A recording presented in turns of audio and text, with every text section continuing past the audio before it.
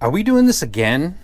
This is another set. This is the worst offender probably I've ever held in my hand, because the quality in the hand is very, very nice. This is something that is built very well. It doesn't have any obvious weak points.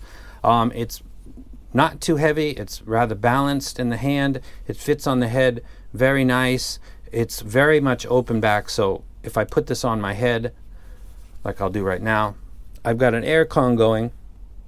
I can hear it perfectly. This doesn't block out any sound. This is compounding what is an issue with the tuning. So it's built like a beast, far superior to the Hi-Fi Man HE6 SEV2, which if I dropped it from the about shoulder height, it would probably break into pieces like a child's toy, because that's what Hi-Fi Man does with the affordable stuff. And that's I tweaked it a little bit because it's in its stock form. It's just uber ghetto, but it's a headphone and its job is to play music, and it does that really well. It does that really, really well, actually. So this crushes that in build quality, but that crushes this in sound quality. And because this is a replay device for your music collection, this is where it all matters, actually. And it got totally borked. I don't know. So it's a 97 millimeter planar driver. I'm going to kind of rant, just in case you don't know. The pads come off Velcro. It's got a driver inside. The quality of the driver is difficult to determine because of the tuning. Is the tuning really overwhelming the ability to perceive certain things like little nuances in music? I don't think so, because I'm not, when I listen to Randy Rhoads D, I'll talk about music at the end of this video. There's little subtle nuances in songs that I'm not really picking up. So my guess would be that it's actually not really that great of a driver compared to drivers that were made years ago that are in that set right there. I don't think that this is as good, and it's not tuned very good. It comes with a single cable. I'm going to talk about music in a minute. It's 4.4 terminated. It's got a 2-strand braid weave with a Y-split. Its length is pretty much, and also it's 4.4, really designed for like portable devices, and it will drive off of DX300 and some other DAPs that I have in my possession with really no problem. It's not that hard to drive. So it's a simple presentation, just the box, the headphones, and the single cable. That's it. I'm going to migrate and talk about music real quick, because that's where this thing is just totally falling to pieces. Hold on a second. Okay, let's talk about some music. Before I get into this, I told people I'm going to start talking about classical music more because I actually listen to Tchaikovsky, Vivaldi, Verdi. Before we start to get into that, I want to point out that as like a rock and roll band that maybe has 4 or more members and is typically, if you're looking at the stage, bassist on the left, lead singer in the middle, drummer behind him, a guitarist on the right, rhythm guitarist moving, members move. But there's a kind of image that you get when you think of a rock and roll band. Classic, an orchestral layout is fairly typical. There's variations though, and you can check it online. Boston Symphony Orchestra is something that I'm familiar with because I've seen them in person. Also the Boston Pops. This is, in general, a layout. You can see there's a lot of musical instruments. You got the first and second violins, you got the cellos, you got the double basses.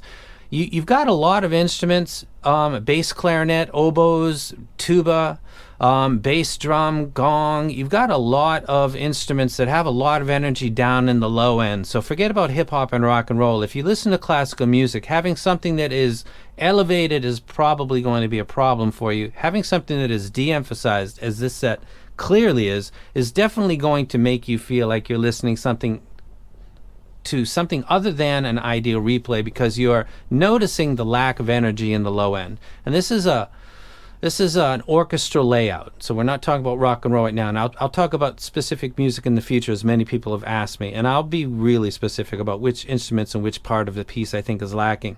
But suffice to say, without getting into too much detail, this is not a headphone that is maybe good for classical or jazz. I'm looking at the double basses here. That would be part of a jazz ensemble, possibly, likely. This isn't a genre. I like rock and roll, so this doesn't work, or this isn't doing the hits in hip-hop. This doesn't do anything really good, and it's because of the tuning that it's doing that. Now let me go ahead and drop this. I'll get into this briefly. There's a triple drop, and then there's a 4-string bass guitar that are both in Big Boy Kill Jill. The triple drop, one of the drops is at 34 hertz, 34, 38. It's gone. It's really not even there. It's audible. When you get into the track, there's kind of an energy going on, a very low frequency kind of drone that exists. It's present. It's gone. It's not even there. The 4-string bass guitar sounds like there's 2, not 4 strings. That's a phenomenon that happens when the sub bass is rolled in that manner. When you have a lot of masters and mixing, there's a cut at 20 hertz and below because there exists little information and a lot of potential distraction that'll kind of clutter up the mix quality overall. That's done on purpose for some musical mixes. Everything in my library, most of that wasn't done that way, so roll-off is real, and it's substantial, particularly with larger drivers that are over the entire part of your ear. You can get away with that maybe a little bit with IEMs. With an open back, here's the thing. When you've got rolled bass, mid and sub, and you've got a wide open back, which it should be great, like the Sasvara, it's compounding the lack of energy because of the ambient outside noise, which is, I love open backs. All of my headphones that I've got on display are open backs. I just love them. They sound more natural because of that outside ambient noise. But when you've got rolled low frequency, plus you've got open back, it's magnifying that lack of low frequency energy. So Big Boy Kill Jill sounds completely unnatural. Wouldn't recommend it actually for that. Black Sabbath, Master Reality, Sweet Leaf, there's dueling low frequency instruments, pretty much drums and a bass guitar. It's barely there. It's noticeable. Ozzy Osbourne, when he comes in, his vocals sound off. It's a very poorly tuned headphone is what I'm getting at. I want to start swiping through, but if I keep going through my library, I'm going to keep falling on stuff. I'll just leave with the last one, which is Dire Straits. There's a 4-string bassist, and he's pinning down the track. He's supposed to sound, depending on how mid-bass is tuned, he will sound slightly forward or he'll sound slightly back. It's got the same effect as the gain region. If it's abrupt and up, it might add a sense of shout. If it's more lean and the trajectory is different, it might lessen that but bring up harmonics and give maybe a fatiguing sound. The frequency graph is fascinating, how it impacts, and then you combine that with the quality of the driver.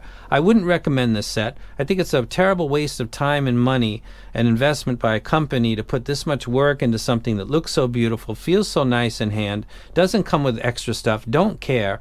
If it was tuned like a boss, it would be just a killer. To be able to compare it with some hi-fi man in the similar price range, but that will never happen because it's not tuned very well. And I was sent this, and I'm thinking, as I do this review, I really appreciate that they don't try to control the narrative, because I obviously am not going to like something that doesn't have low frequency, but could you put it on a rig and check it, and then note that greatly lacking low frequency and consider how this is going to perform? I don't think that Eastern and Western markets really make a difference, because there's this image that in the East there's this desire for much more intense vocals. My collabs have done quite well in Japan, by the way, because there's a crowd for the zun low frequency and more polite treble. So there's image versus reality. I don't think there's a market anywhere in the world that says, you know what, my bass, I don't need it for this set. I'm not the low frequency instruments, the stand-up bass guitar and the ensemble, that my favorite, I don't always need that. Bass guitar, it's an instrument. I could live without that. Vocals sounding a little bit different, and I don't think anybody does that. And so who's the market for this? I really don't know. The Mod House Audio is for a market of people that want musical. They don't want, they're not focused on precision micro detail as much as overall musicality, but they don't want it to be kind of woolly like a dynamic driver. So they want the benefits of a planar, but they don't want in-your-face vocals. That's what Mod House Audio does, and they've got a crowd. That is a legit crowd. They do get all of their instruments, and it's presented in a way that's kind of unique to some of Mod House's stuff, like the T50, T60, RP, Mark 1, 2, 3, whatever. I'm a fan of all of them to some extent. I can get what they're doing, and they're always making people wait because there's always people that want that. I don't know who wants this. I don't think anybody actually does. And if you got a library that's anything like mine, I would say pass on this. I don't think there's any worth of $550, and then you're going to do what to, you're going to cover the back to raise the bass? Then what are you getting a planar with open back if you're doing that? Just get a closed back, or get another planar that's actually got bass. And I'm done.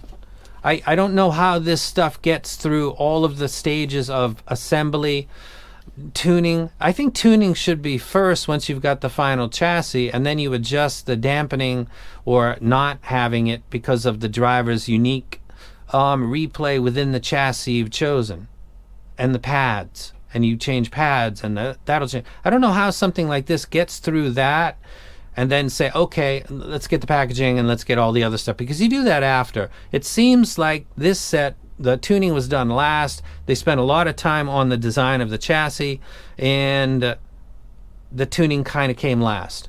The tuning was adjusted to the chassis instead of vice versa. I think you build around a good driver, period. And that's it. There's no other way to do it. And if you try to do it the other way, try to put a driver into a nice chassis, you're going to run into problems. I think that's what they did. I went way too long on this. I apologize. I'm not really sorry. It's a waste of money, and it's a waste of time for everybody involved. I don't even know why I'm here. I'm just a YouTuber. I'm out.